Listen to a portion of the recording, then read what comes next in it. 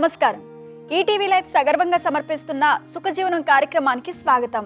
ఎంతో మందికి ఎన్నో శృంగారపరమైన సమస్యలుంటాయి. ఎంతటి వారులైనా సరే శృంగారంలోకి వచ్చేసరికి చిన్నపిల్లల్లా మారిపోతారు. తమను తాము మర్చిపోయి స్వర్గ సుఖాల్ని చవి చూసేందుకు ఉవ్విళ్ళూరుతుంటారు. ఇదే సమయంలో మగ ఆడ తేడా లేకుండా శృంగారంలో ఒకరిని మించి మరొకరు సుఖాల్ని అనుభవించేందుకు ఆరాటపడుతుంటారు. కానీ కొంతమంది అబ్బాయిలు అందంగా ఉన్నా కూడా వారిలో నపుంసకత్వం ఉంటుంది. అలాగే ఆడవాళ్లలో కూడా అందంగా ఉన్న అమ్మాయిలకి అసలు సెక్స్ కోరికలే ఉండవు. అసలు ఇలా ఎందుకు జరుగుతుంది? సెక్స్లో అంతులేని ఆనందాల్ని రుచి చూడాలంటే ఏం చేయాలి? ఆసక్తికరమైన ఈ అంశాన్ని ఈరోజు డాక్టర్ సమరం గారిని అడిగి తెలుసుకుందాం.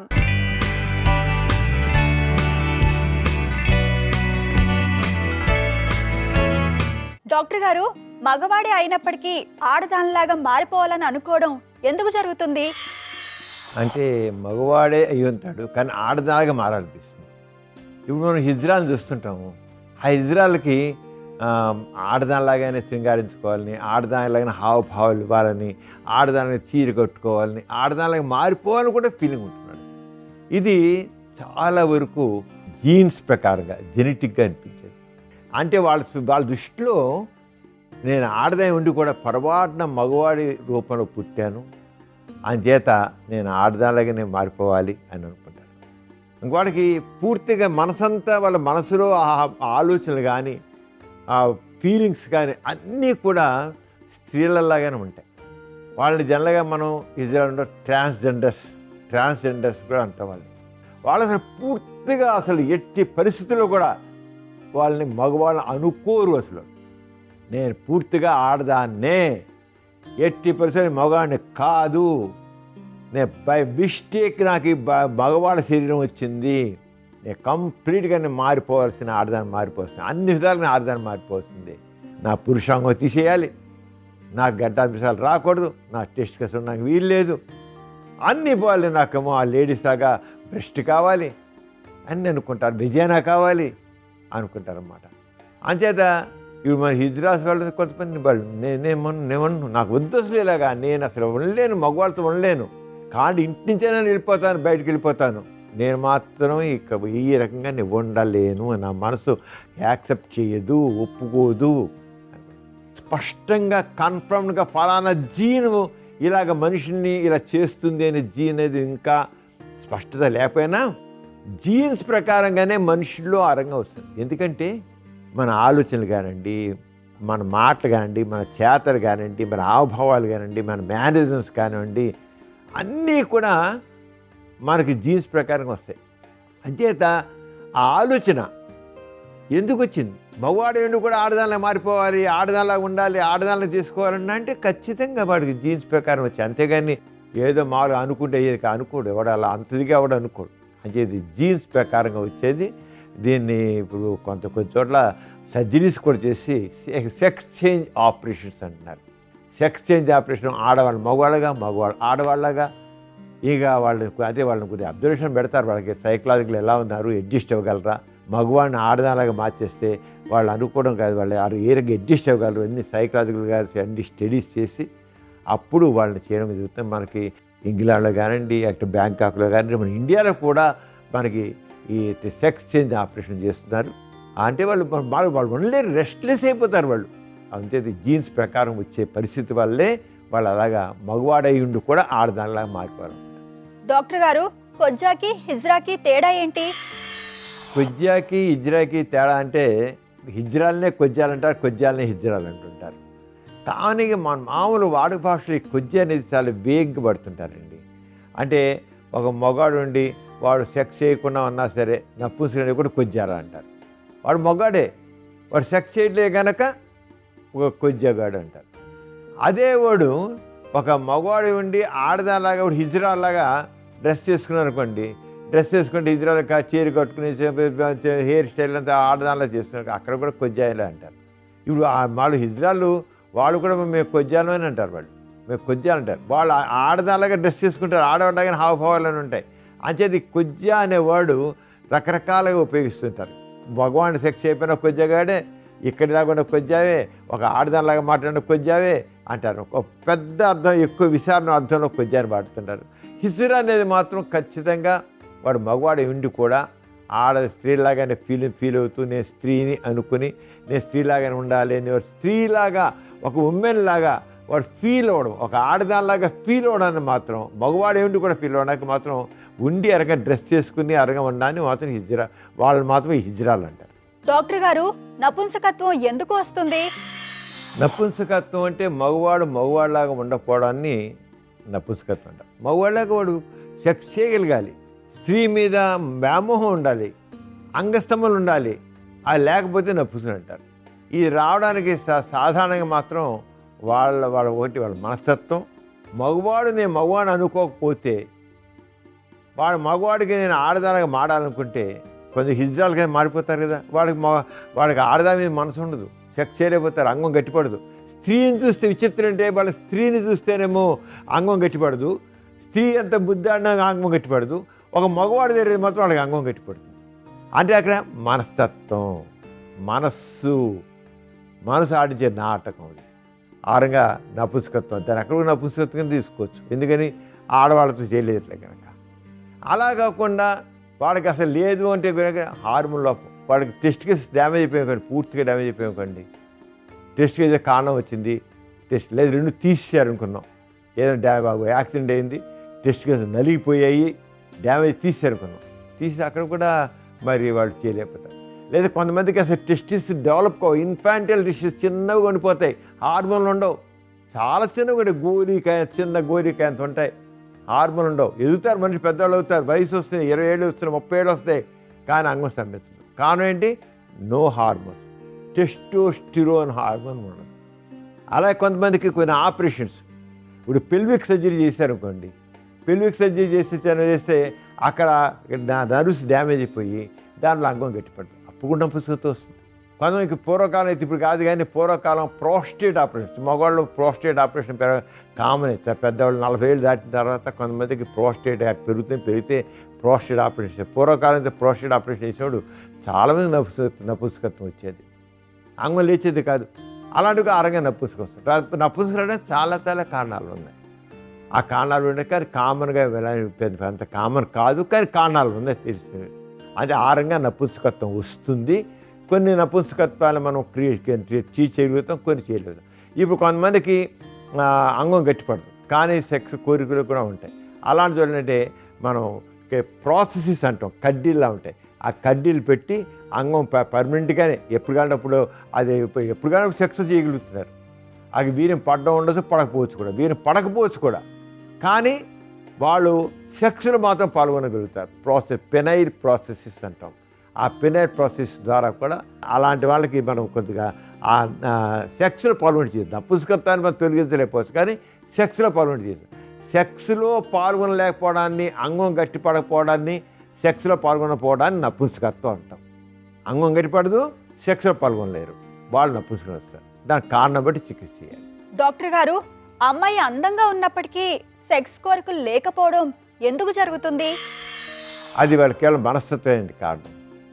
వాళ్ళ మనస్తత్వం, మైండ్ సెట్కి వాడికి జెనెటిక్గా వాడు కొద్దిగా అవ్వచ్చు, అంటే హిజ్రా లాంటి మనస్తత్వం ఉండొచ్చు. దాంట్లో ఆడవాళ్ళ మీద మనసు కలగకపోవచ్చు, లేకపోతే డిప్రెషన్ ఉండొచ్చు. కొంతమందికి అంతకుముందు పెళ్లి కాకముందు అక్కడేమో చక్కగా మనసు చాలా బాగా అస్తమయం చేయడం ఉంటుంది, కానీ వాడికి తెలియకుండా డిప్రెషన్ వస్తుంది.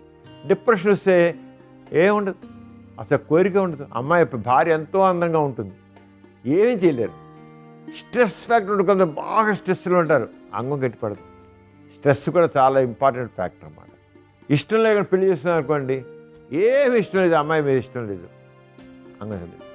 వాళ్ళు బాగా ప్రేమించారు, బలవంతంగా అమ్మాయితో పెళ్లి చేస్తారు, ఈ పెళ్లి చేసిన అమ్మాయి అంగం స్తంభిస్తుంది. ఇలా ఎన్నో సైకలాజికల్ ఫ్యాక్టర్స్. అంచేత అంగం స్తంభించడానికి శారీరక లోపమా, మానసిక లోపమా అది చూడాలి. మానసిక లోపాలే మనకి ఎక్కువ కనబడుతుంటాయి. కొంత పెళ్లి చేసుకుంటారు కానీ అంగం స్తంభించదు, ఆ సెక్స్ చేయరు, 2 ఏళ్ళని 3 ఏళ్ళని సెక్స్ చేయరు, వాళ్ళకి అంగం అసలు భార్య దగ్గర అంగమే గట్టిపడదు. అవన్నీ కూడా చాలా వరకు సైకలాజికల్ ఫ్యాక్టర్స్. వాళ్ళకి మనం ఆ సైకలాజికల్ ట్రీట్మెంట్, సైకోథెరపీ చేసి దాన్ని సరిదిద్దాల్సిన అవసరం ఉంటుంది. డాక్టర్ గారు, ఒకరు ఈ విధంగా అడుగుతున్నారండి, నాకు పెళ్ళై 5 సంవత్సరాలు అయింది, సెక్స్లో పాల్గొన్నప్పుడు సాధారణంగా 10-15 నిమిషాలు అయితే గాని వీర్యం పడదు. ఒక్కోసారి అసలు వీర్యమే పడదు. చివరికి మా ఆవిడ యోనిలో మంట పుడుతోందని గోల పెడితే సెక్స్ మానేస్తున్నాను. కానీ అంతవరకు అంగం గట్టిగానే ఉంటుంది. ఒక్కోసారి వీర్యం పడడం, మరోసారి వీర్యం పడకపోవడం ఎందుకని? నాలో వీర్యం ఉత్పత్తి సరిగ్గా లేదా? నాలో ప్రతిసారి వీర్యం ఉత్పత్తి అవ్వాలంటే ఏం చేయాలి అంటూ అడుగుతున్నారు. వీర్యం ఉత్పత్తి లేకుండా అండి ఇక్కడ రిట్రోగ్రేడ్ ఇజాక్యులేషన్ అన్న పరిస్థితి కొంతమందిలో ఉంటుంది. అంటే వీర్యం బయటికి రావాల్సిన పోయి అది పైకి యూరినరీ బ్లడ్లోకి వెళ్ళిపోతుంది. రిట్రోగ్రేడ్ అంటే పైకి పెరిగి వెళ్ళిపోతుంది. అవి పోయి వీర్యం పడుతుంది, కానీ ఆ వీర్యం ఎక్కడికి వచ్చింది కిందకి రాల, ఆ పైకి వెళ్ళిపోతుంది అన్నమాట. ఆ స్పింక్టర్స్ బిగపట్టేసి నుంచి ఆ పైకి వెళ్ళిపోవడం జరుగుతుంది అన్నమాట. అది రిట్రోగ్రేడ్ ఇజాక్యులేషన్. కొంతమంది రిట్రోగ్రేడ్ ఇజాక్యులేషన్ ఉన్న వాళ్ళకి ఎప్పుడు అలా వెళ్ళాలని లేదు. ఒకసారి కిందకి రావచ్చు, ఒకసారి పైకి వెళ్ళచ్చు. యూరిన్ కానీ వీర్యం కానీ రెండు కూడా యూరిత్రాల్లోంచి రావాలి. అంటే యూరిత్ర అక్కడ స్పింక్టర్స్ సరిగా లేకపోతే స్పింక్టర్స్ పరిస్థితి ముఖ్యంగా ఇది డయాబెటీస్ ఉన్న వాళ్ళు ఎక్కువ చూస్తుంటాం. అలా కానీ డయాబెటీస్ కాకుండా కూడా రావచ్చు. డయాబెటీస్ ఉన్న వాళ్ళు కూడా ఈ రిట్రోగ్రేడ్ ఇజాక్యులేషన్ అనేది జరుగుతుంటుంది. పైకి వెళ్ళిపోయింది అనుకోండి, అంగం గట్టిపడి ఉంటుంది, సెక్స్ చేస్తూనే ఉంటారు, కానీ వీర్యం పడదు. కొంతమందికి ఎక్కువ కొద్దిపాటి చుక్కల్లాగా కిందకు వస్తుంటుంది. అంటే ఎప్పుడైనా వస్తే మాత్రం దానికి తగ్గట్టుగా పరీక్షలు చేస్తే ఆ పరీక్షల్లో తెలుస్తుంది ఏంటి అయింది, ఏంటి రిట్రోగ్రేడ్ ఎజాక్యులేషన్ ఉందా ఏమిటి, ఆ పరీక్షల ద్వారా తెలుసుకోవచ్చు. అలాగే కొంతమందికి ట్రీట్మెంట్ చేస్తే ఆ స్పింక్టర్స్ని కరెక్ట్ చేస్తే వాళ్ళు బాగుపడతారు. డాక్టర్ గారు మరొకరి విధంగా అడుగుతున్నారండి. నేను బీటెక్ చేస్తున్నాను. నాకు హస్తప్రయోగం అలవాటు ఉంది. 2-3 రోజులకు ఒకసారి హస్తప్రయోగం చేస్తాను. వీర్యం పోతే బలహీనం అవుతానని వీర్యం పడబోయే సమయానికి హస్తప్రయోగం ఆపేస్తాను. అలా ఆపేయడంతో 1 గంట సేపు వృషణాల్లో బరువు అనిపిస్తుంది. ఆ తరువాత నిదానంగా తగ్గుతుంది. కొద్దిగానే జిగురుగా పురుషాంగం నుంచి కారుతుంది. మామూలుగా అయితే 5 సీసీల వీర్యం పడుతుంది. పురుషాంగం నుంచి కొద్దిగానే కారడం వల్ల నాకేమీ నష్టం జరగలేదని సంతోషిస్తాను. వృషణాల్లో బరువు అనిపిస్తే ఏం చేయాలి అంటూ అడుగుతున్నారు. చేసేది చాలా తప్పండి. ఒకటేంటి అటు చేసిన వీర్యం పోతే నేను బలహీనం అయిపోతా అనే భావం వల్ల అస్తమయం చేస్తూ కూడా వీర్యం పడబోయే టైంకి ఆ సెన్సేషన్ అంటే ఆపేస్తున్నారు. That very wrong.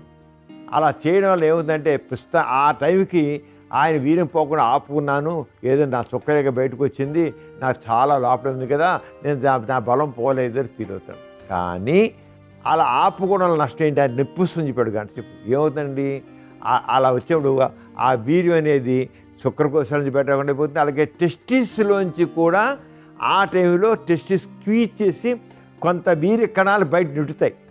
సెక్స్లో పాల్గొన్నప్పుడు, సెక్షువల్ ఎక్సైట్మెంట్ వచ్చినప్పుడు, ఆ కామోద్రేకం ఎక్కువ ఉన్నప్పుడు టెస్టికల్స్ నొక్కబడతాయి, స్క్వీజ్ అవుతాయి. అది వచ్చి అక్కడ ఎపిడిడిమిస్ దగ్గర ఆగిపోయింది. ఎందుకని? ఆ పడబోయి బయటకు నెట్టే టైంకి ఆపేస్తే ఎపిడిడిమిస్ నిండుగా ఆ వీరి కణాలు చేరితే సలపరం.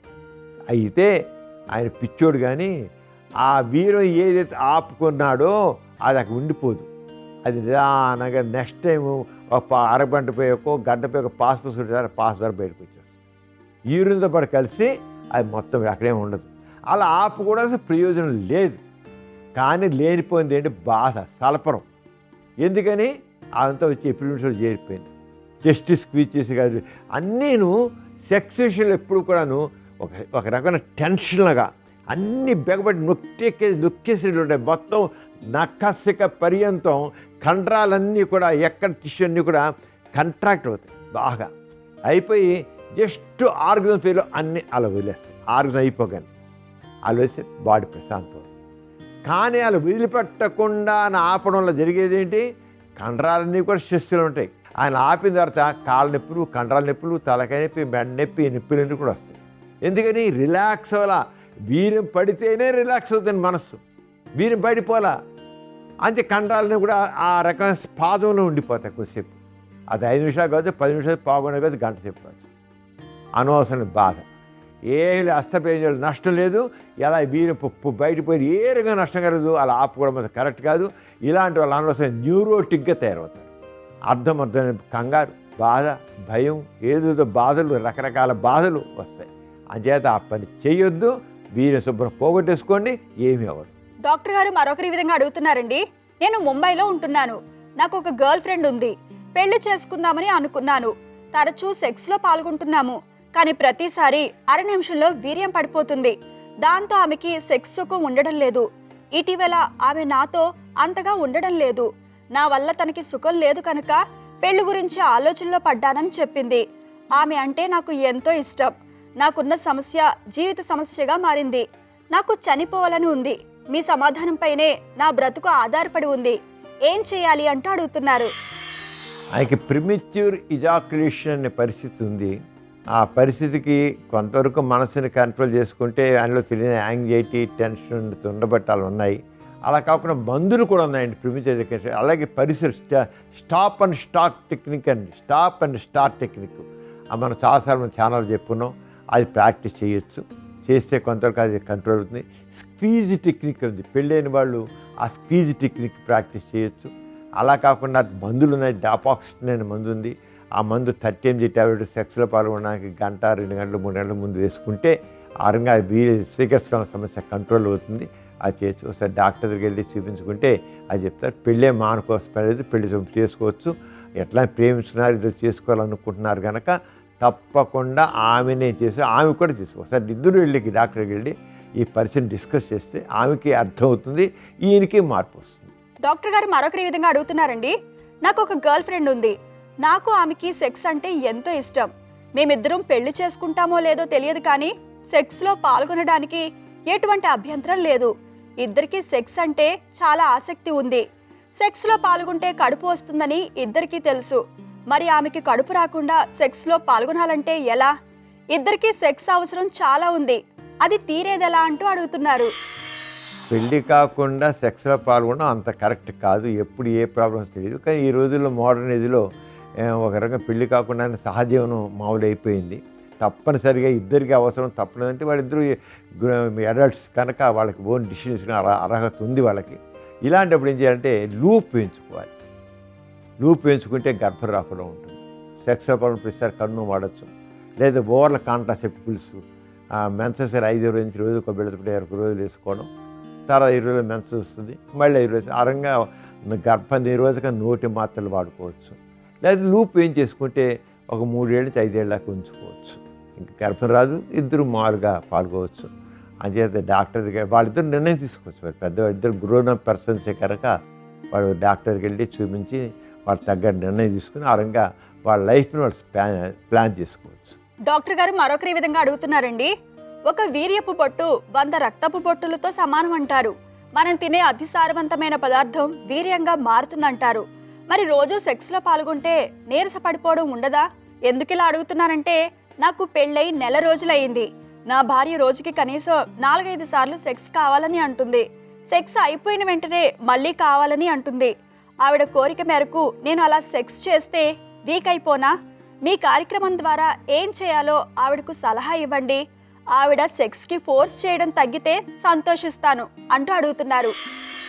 ఒక వీర్యపొట్టు 60 రక్తబొట్టులతో సమానం, ఒక వీర్యపొట్టు 100 రక్తబొట్టు సమానం అనే మాటలు విని చాలా ఉన్నాయి.